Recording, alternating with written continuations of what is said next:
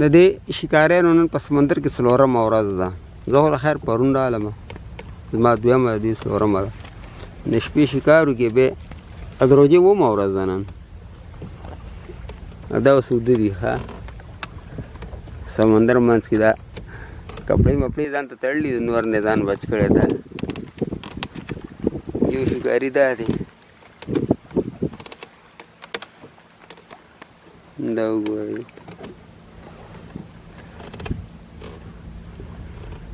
او دا ځګه زما دی.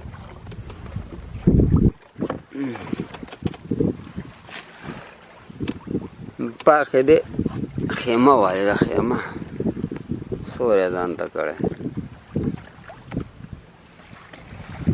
له سامانونه دی پرچ دی دی کې سبزیانې مبزیانې برپر څک دي. الله دې پر چا رحم وکړي. مخکې ما یوې شپې له راتلم، خو زه هم وران شویم، 2 شپو له راتلم. سمندر شوق